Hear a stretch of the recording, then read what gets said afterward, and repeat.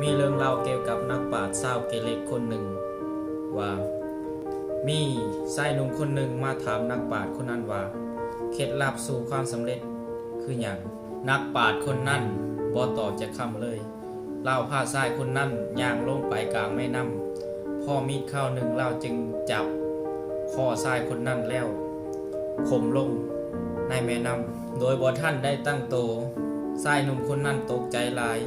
ดิ้นรนกระวนกระวายสู่สุดชีวิตแต่บ่สามารถสู้กับความแห้งของนักปราชญ์ได้เลยชายหนุ่มคนนั้นต้องดิ้นรนกระวนกระวายเป็นเวลานานพอสมควร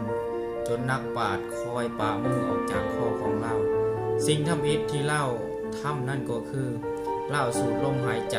สูดเอาอากาศเข้าอย่างบาดใหญ่เลยชายหนุ่มคนนั้นจึงถามอาจารย์ว่าเป็นยังอาจารย์คือเฮ็ดแบบนี้ข้าน้อยเกือบตายแล้วนักปราชญ์คนนั้นจึงถามชายหนุ่มคนนั้นว่าวังกี้นี่เจ้าต้องการหยังที่สุดชายหนุ่มคนนั้นจึงตอบว่า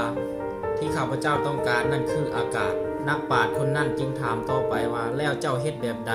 เมื่อเจ้าต้องการมันชายหนุ่มคนนั้นก็ตอบว่าก็ต้องดิ้นรนสู่สุดชีวิตนักปราชญ์จึงว่าต่อไปว่า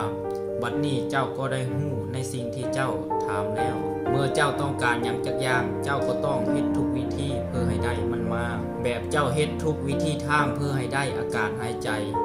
มันบ่มีทางอื่นอีกแล้วก็อย่าลืมคำเว้าของอีริกโทมัสว่า if you want to succeed